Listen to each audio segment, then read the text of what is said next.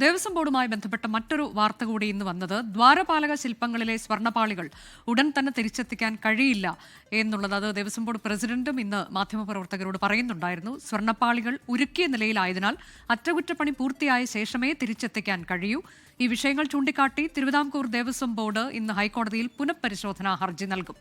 ആചാരങ്ങൾ പാലിക്കാനാണ് ബോർഡ് ശ്രമിച്ചതെന്നും സാങ്കേതിക പ്രശ്നത്തിന്റെ പേരിൽ പഴി കേൾക്കുകയാണ് എന്നും ദേവസ്വം ബോർഡ് പ്രസിഡന്റ് പറഞ്ഞു. ഇത് ഇലക്ട്രോപ്ലേറ്റിംഗ് ആണ്, രാസപ്രക്രിയയാണ്. അപ്പോൾ അതിൻ്റേതായ ചില പ്രശ്നങ്ങളുണ്ട്. അത് തിരിച്ചു കൊണ്ടുവരുവാൻ ഇപ്പോൾ നിലവിൽ ഒരു അസാധ്യമായൊരു കാര്യമാണ്. അപ്പോൾ അത് ഞങ്ങളിന്ന് ബഹുമാനപ്പെട്ട കോടതിയുടെ ശ്രദ്ധയിൽ ഞങ്ങൾ പെടുത്തും. ബഹുമാനപ്പെട്ട തന്ത്രിയുടെ നേതൃത്വത്തിൽ ശുദ്ധിക്രിയ നടത്തി അകത്ത് സ്ഥാപിക്കുന്നതുവരെ സുതാര്യമായ MG പ്രതീഷ് വിശദാംശങ്ങളുമായി സൂപ്പർ 4 പ്രതീഷ്, ഈ വിഷയത്തിൽ കോടതിയിൽ നിന്ന് രൂക്ഷ വിമർശനമാണ് ദേവസ്വം ബോർഡിന് കഴിഞ്ഞ ദിവസം ഏറ്റുവാങ്ങേണ്ടി വന്നത്. അത് വളരെ വേഗം തന്നെ തിരിച്ചെത്തിക്കണം എന്നുള്ളതായിരുന്നു കോടതി ഉത്തരവ്. പക്ഷേ അത് അപ്രായോഗികമാണ് എന്ന് കോടതിയെ അറിയിക്കുമെന്നാണ് ഇപ്പോൾ പറഞ്ഞിട്ടുള്ളത് ദേവസ്വം ബോർഡ് പ്രസിഡന്റ്. കൂടുതലായി അദ്ദേഹം എന്തൊക്കെ വ്യക്തമാക്കിയിട്ടുണ്ട്? അനുജ, സ്പെഷ്യൽ കമ്മീഷണറുടെ റിപ്പോർട്ടിന്മേൽ തിരുവിതാംകൂർ ദേവസ്വം ബോർഡിന് വലിയ വിമർശനമാണ് ഹൈക്കോടതിയിൽ നിന്ന് നേരിടേണ്ടി വന്നത്. പ്രധാനമായും ഈ ചെന്നൈയിലേക്ക് കൊണ്ടുപോയ സ്വർണ്ണപ്പാളി എത്രയും വേഗം തിരിച്ചെത്തിക്കണമെന്ന ഒരു നിർദ്ദേശമാണ് ദേവസ്വം ബോർഡിനെ സംബന്ധിച്ച് വലിയ തിരിച്ചടി നേരിട്ടത്. പക്ഷേ അത്തരത്തിലൊരു നിർദ്ദേശം നടപ്പിലാക്കാൻ കഴിയില്ല എന്നതാണ് ദേവസ്വം ബോർഡിന്റെ നിലപാട്. കാരണം ഈ ചെന്നൈയിൽ കൊണ്ടുപോയ സ്വർണ്ണപ്പാളി ഇതിനോടകം തന്നെ ഉരുക്കിക്കഴിഞ്ഞു. ഇലക്ട്രോപ്ലേറ്റിംഗ് പണികൾ അവിടെ പുരോഗമിക്കുന്നു എന്നതാണ് ദേവസ്വം ബോർഡ് പ്രസിഡന്റ് അറിയിക്കുന്ന കാര്യം. അതുകൊണ്ട് തന്നെ അത് തിരിച്ചെത്തിക്കുക പ്രായോഗികമായി ബുദ്ധിമുട്ടുണ്ട്. അതുകൊണ്ട് തന്നെ ഇക്കാര്യം കോടതിയെ ബോധ്യപ്പെടുത്തും. അതിനായിട്ടാണ് ഹൈക്കോടതിയിൽ ഒരു പുനഃപരിശോധനാ ഹർജിയുമായി ദേവസ്വം ബോർഡ് സമീപിച്ചത്.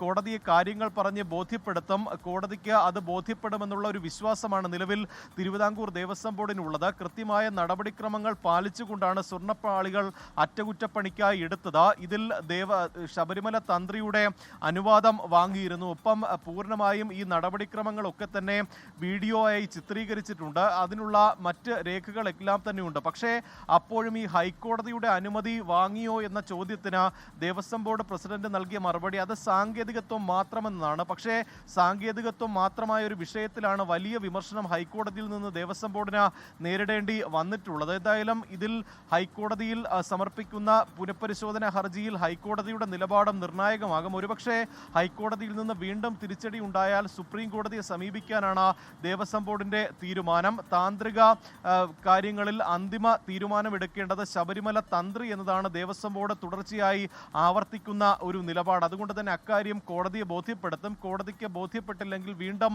മേൽക്കോടതിയെ സമീപിക്കാനാണ് ഇപ്പോൾ ദേവസ്വം ബോർഡ് തീരുമാനിച്ചിരിക്കുന്നത്. അനുജ, അതാണ് ദേവസ്വം ബോർഡിന്റെ തീരുമാനം. സ്വർണ്ണപ്പാളികൾ ഉടനടി തന്നെ തിരിച്ചെത്തിക്കണമെന്ന കോടതി ഉത്തരവ് അത് പാലിക്കുക വയ്യ, അപ്രായോഗികമാണ് എന്നുള്ളതാണ് ഇപ്പോൾ ദേവസ്വം ബോർഡ് സ്വീകരിച്ചിരിക്കുന്ന നിലപാട്. അത് കോടതിയെ കൃത്യമായി തന്നെ അറിയിക്കുകയും ചെയ്യും എന്ന് പ്രസിഡന്റ് PS പ്രശാന്ത് പറഞ്ഞിരിക്കുന്നു. ലോകത്തെവിടെയായാലും ഏത് സമയത്തും 24 വാർത്തകളും ഓഗ്മെന്റഡ് റിയാലിറ്റി പാക്കേജുകളും എക്സ്പ്ലെയിനറുകളും വിശദമായി കാണാൻ ഞങ്ങളുടെ YouTube ചാനൽ നിങ്ങൾക്ക് സബ്സ്ക്രൈബ് ചെയ്യാം.